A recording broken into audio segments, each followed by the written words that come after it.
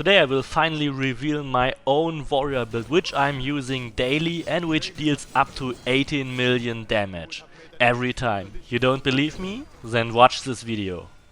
But first of all, I want to announce that I have updated all the channel pages. I have added a Discord server, I have added an Instagram profile, so if you want you can now contact me every time on my Discord server, you can join our community, and you can also follow me on Instagram, where I will regularly upload some funny clips here like the boss kills, etc. For this build I also have two variants for you. I will show you both variants, so stay tuned. I will first show you the glass variant, which is really dealing the most damage here. It deals up to 1.2 till 1.5 million damage with a heavy attack and 850k and up to 1 million with a light attack. It always depends on if you attack the enemies from behind or not, and up to 5 million with a charged heavy attack, and between 2 and 3 million with a Ring of Chaos. It's heavily dependent on the armor of the enemy. And for the damage for Fury of the Bloodline, I show you an animation cancel here on the horse, where we can see all the damage at once. It is between 7.5 and 9.5 if you attack from behind, and for an overpower attack it is between 14 and 18 million if you attack from behind. In the stats page you see that I have 131,000 warrior damage. I don't really care about the rest, the warrior damage is mainly what I'm focusing here, but you still have enough assassin damage to rush assassinate or overrun mercenaries, so that's still no problem, but warrior damage is really what we focus here. You may wonder how we can really achieve these elusive 18 million hits. Well, the warrior damage consists of different parts. You have mainly three basic parts here. You have the base damage, which is when you unequip all your melee weapons, when you remove all your points and abilities. You will have with 2490 for the left weapon, 2470 for the right weapon. That is one part. Then you have the DPS of your swords. In this case it is 7829. That combined is the melee weapon attack. So the strength of your fist combined with the strength of the sword you have or the other weapon you have. And then on the right side there is the elemental factor, which is also added. And each of these base factors have multipliers, and they increase what is below these multipliers. I show you here the diagram so that you can see how the calculation adds up. So you have multipliers for your base damage, which is warrior, and multipliers for the elemental damage, which is fire or poison. And they multiply these different numbers here. They do not multiply it all together, they multiply each of these base values. Fire has 4900 fire damage base value, so if you add 40% on that, you increase only 40% of these 5900. If you add 20% on warrior, you increase the 10300 here on the warrior side. So 20% on warrior is even better than 40% on fire. And that's why we focus on mainly on warrior damage here, because it is better to increase warrior damage by 20% instead of fire. And what makes an elemental even worse is that everything on the left side is multiplied again by the weapon factor. In this case it is damage with swords, and this is only a factor which increases the left side. And if you don't have this factor, or if you have only a low factor, you miss out on a lot of damage. So the left side is a stronger side compared to the elemental on the right. And then on top of that there comes the crit factor. Everything is then added together, multiplied by crit. And on top of crit, there comes the ability factor. Everything gets again multiplied by the ability. And then there comes armor penetration. And that's why armor penetration is so strong, because it comes right at the end and subtracts the enemy armor by 30% or more if you have abilities. And that makes it insanely strong. But one important note is that armor penetration only works for hunter and warrior damage. It doesn't work for assassin damage. There's no effect for assassin damage.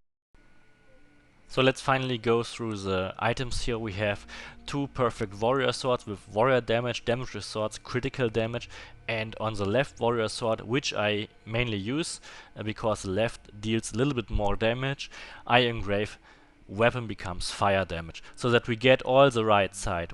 If you don't use elemental, we miss out on these 4900 base damage from fire. So just get the elemental here, don't increase it any further, so we get the base damage gets multiplied by crit, gets multiplied by abilities, and that's the important factor. We have a higher base damage here by just adding fire or elemental or poison. And then on the other sword we have warrior damage, damage with sword, critical damage and armor penetration. As I explained, armor penetration is one of the most powerful engravings you can have.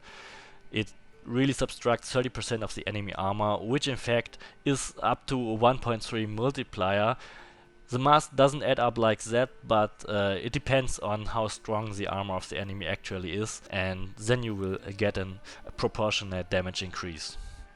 Then we have our warrior bow with warrior damage, critical chance, all damage and 100% damage increase from the Falx of Olympus. We can use it here in the glass build, but if you don't want to be the glass build, I will show you another build which has some resistances or other ways to save your life. First of all, we go further here with the helmet, where we have warrior damage, critical chance while full health. And as I explained you, the weapon damage factor is very important to increase your base warrior damage here, so we go for another 20% damage with swords and daggers and 30% damage with swords. We also have this damage with swords on both of our swords and in the mastery points, so we get the maximum out of it. If you play with heavy weapons or spears and staffs, these engravings are on the chest or on the boots instead. On the gauntlets we will use warrior damage, 100% critical damage while full health, critical chance and another critical damage. The belt has warrior damage, another 100% critical damage while full health, another 10% critical chance, but then we will use 20% warrior damage. Because there's no crit damage, so we go for warrior damage. This build has no resistances, but I will show you another variant later on. On the chest we have warrior damage, all damage, critical damage and another warrior damage. And on the boots we have warrior damage, 100% crit damage while full health, 20% crit chance while full health and another warrior damage. So all in all we use 3 times an additional warrior damage here instead of any resistance, and that results in 432% warrior damage, 180% assassin damage and 160% hunter damage. We have the maximum damage with swords, 140%, so that is something you should always aim for. Whatever weapon you have, you should increase your weapon type damage to 140%, which is the maximum you can get. And then we have 100% crit chance, of course, 675 crit damage.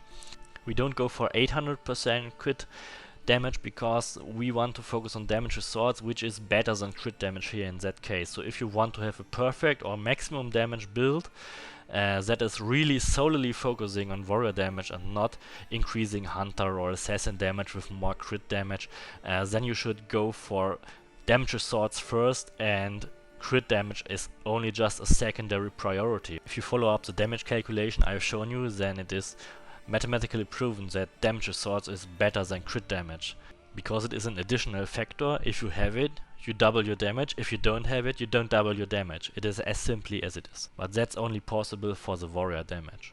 Then we have also a little bit of fire damage, 56% fire damage.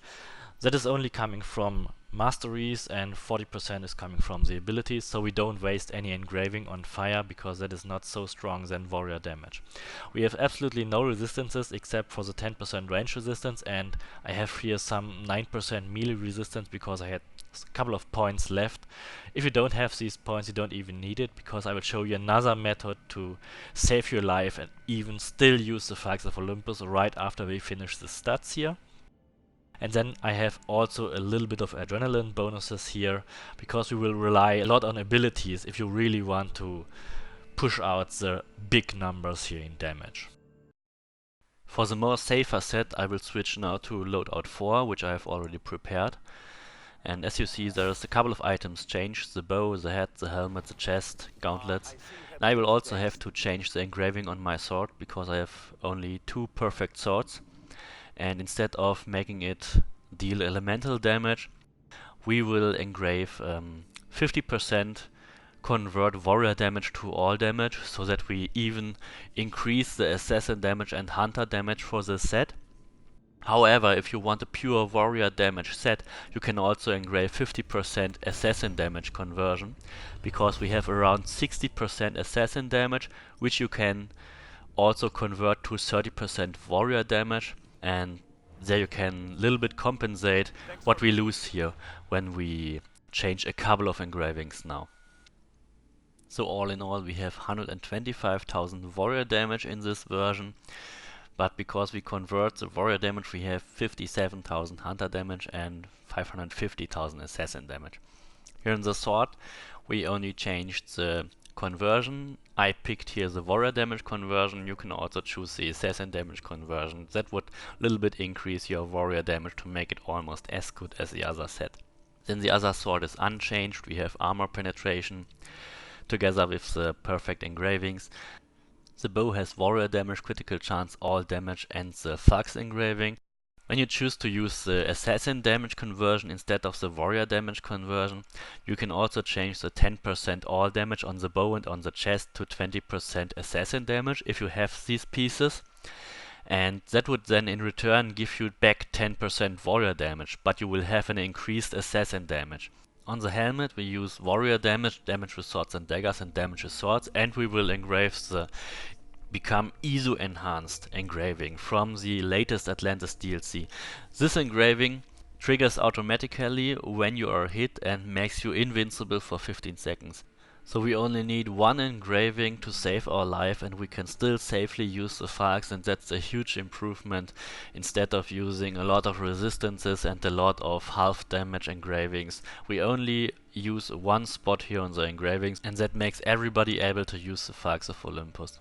So by doing that, we lose out on 20% crit chance on the helmet, and that is compensated when we use the stolen ISO bracers. This unique item can be acquired in the Atlantis DLC, and it has assassin damage, critical chance, and 20% critical chance. And I engraved it with 100% crit damage while full health. So we have here a single item that gives you 30% crit chance, which is really amazing. Sadly, it has assassin damage, but when you choose to use the assassin damage conversion, you can even convert half of it into warrior damage. If not, you will get an assassin damage boost, which is also nice to kill the mercenaries. The stolen ISO bracers can be found in the last Atlantis DLC. There is a level 3 seal in the fortified Doma of Meneseas, and you can go there right at the end. You have to fight a little boss, and that boss drops the stolen ISO bracers. So make sure you don't dismantle that item. It is a really unique item. You can only acquire it from fighting that boss.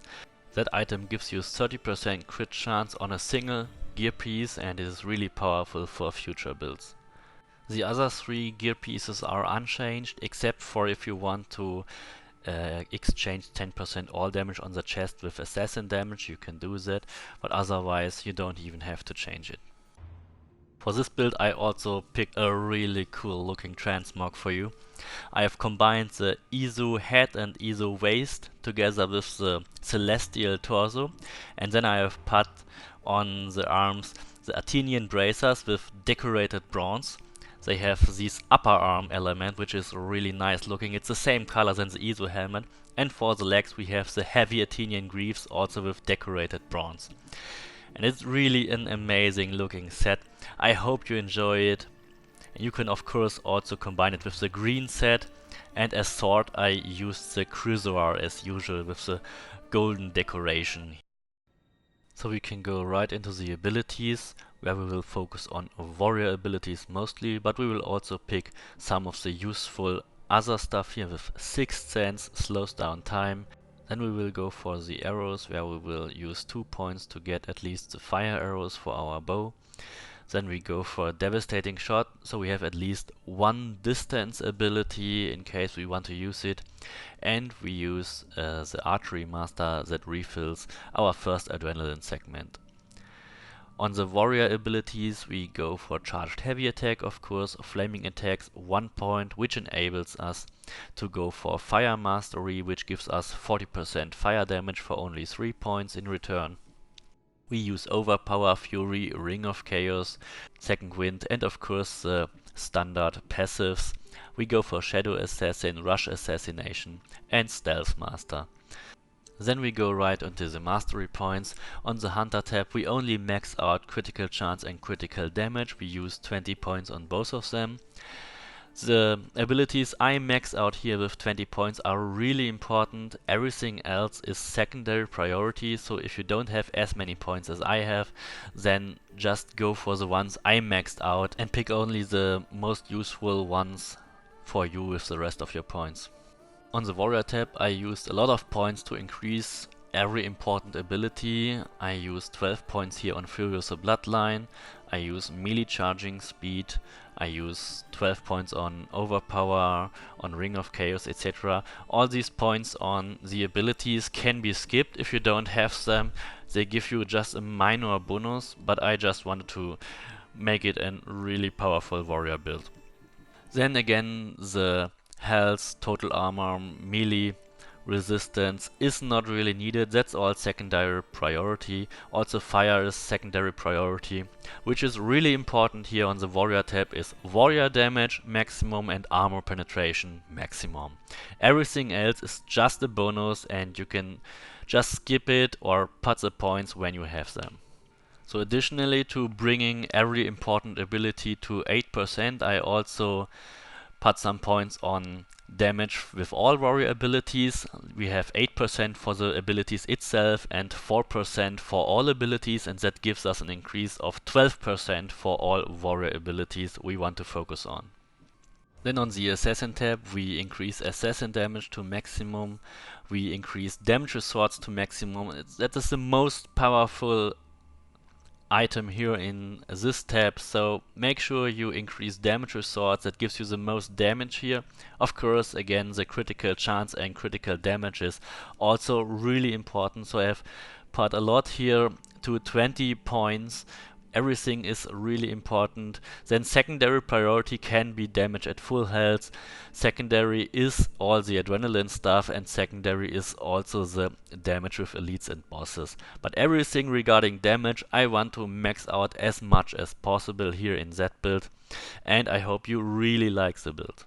It's really the result of continuous improvement of a warrior build, and I focus a lot on the numbers and what items and what engravings gives you the most damage. So if you like this video, please subscribe. Let's keep this channel growing. Thanks for watching and see you next time.